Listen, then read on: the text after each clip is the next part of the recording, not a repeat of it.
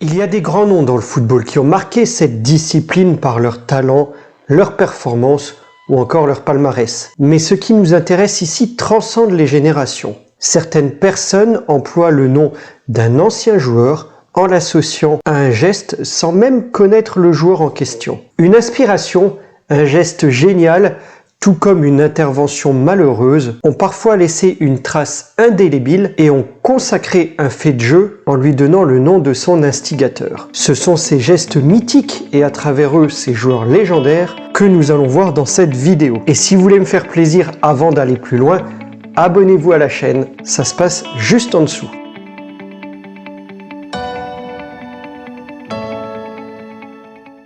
Bonjour les amis et bienvenue dans cette nouvelle vidéo. Allez, installez-vous confortablement où que vous soyez, dans votre lit, sur le canapé, même aux toilettes, vous pouvez me voir n'importe où. C'est parti!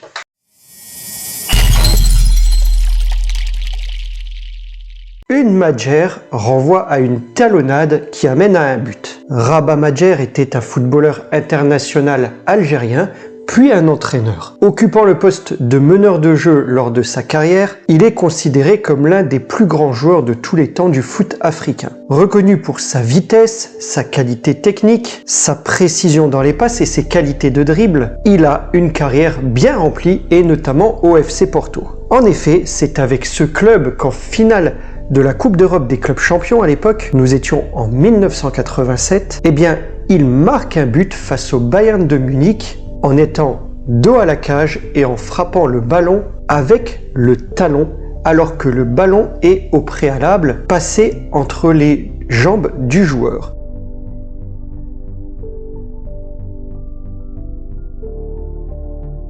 Cette technique peu orthodoxe est encore parfois utilisée et donc nous employons le terme d'un but à la Madjer.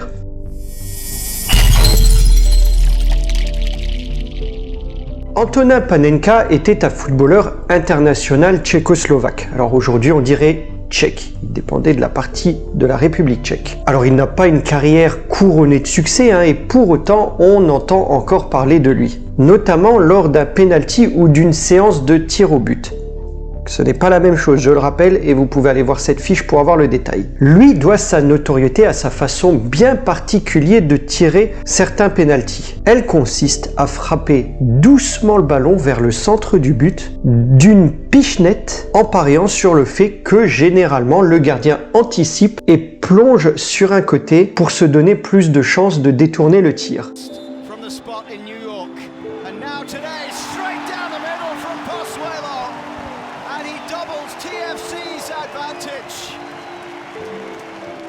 Antonin Panenka l'a réussi et l'a fort bien réussi lors de la finale de l'Euro 1976 contre l'Allemagne. Depuis ce jour, eh bien, on appelle cette façon de tirer une Panenka. Et on se rappelle tous pour le petit clin d'œil de celle de Zidane en finale de la Coupe du Monde 2006.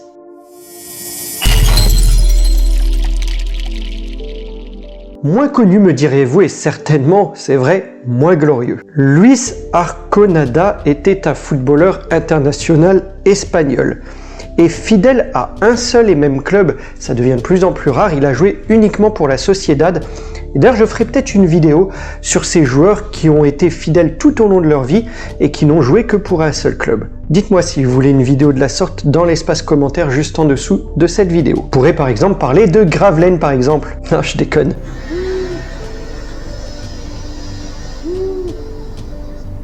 Bref, revenons à nos moutons. Arconada a joué 68 matchs avec l'Espagne, et parmi eux, l'Euro 84. Lors de la finale de cette compétition, contre la France, il commet une erreur qui va sacraliser son nom. Platini tire un coup franc, et Arconada se couche pour capter le ballon qui arrive au ras du sol. Mais le ballon lui glisse sous le corps, et but. Boulette.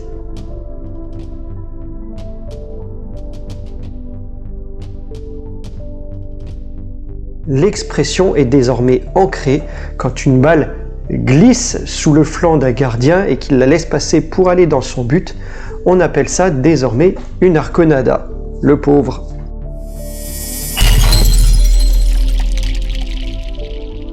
Alors celui-ci ne porte pas directement le nom de son instigateur, mais il renvoie indéniablement à lui tout de même. C'est difficile de trouver meilleur exemple d'un type qui a fait sa renommée sur un seul geste. Bon, et sur sa coupe de cheveux, soyons honnêtes. Ce dégagement du ballon, des talons, après un plongeon en avant devant sa ligne de but, vaut à René Higuita, puisque c'est de lui qu'on parle, le respect pour l'élégance, le caractère inédit et surtout l'inutilité de ce geste. Parce qu'il faut le dire, ça sert à rien.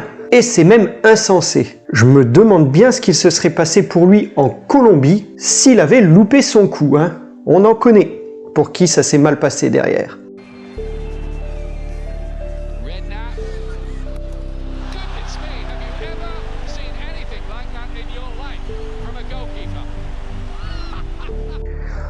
Bon, quelle autre trace il laisse? Pas grand chose, une vie plus classique pour lui après, avec malgré tout un passage dans le relooking extrême colombien pour se refaire la tronche. René Higuita, un chic type au final.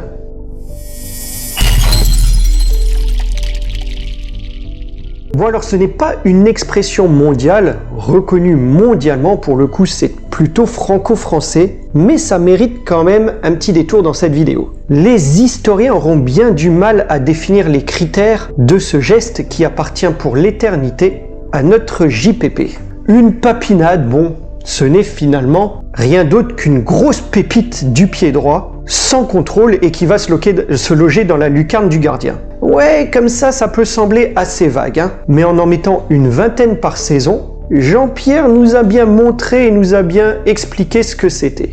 Voilà les amis pour ce petit panel de gestes légendaires. Alors j'en ai peut-être oublié certains, et si c'est le cas et si vous en avez en tête, n'hésitez pas à le mettre dans les commentaires. Pour ma part, ce sera tout pour cette vidéo, j'espère qu'elle vous aura plu. Si c'est le cas, mettez un pouce bleu, encore une fois ça aide la chaîne, je sais, je le dis souvent. Allez, likez, partagez, commentez, mais surtout appréciez. Et moi je vous dis à très vite pour une nouvelle vidéo. Portez-vous bien les amis, au revoir.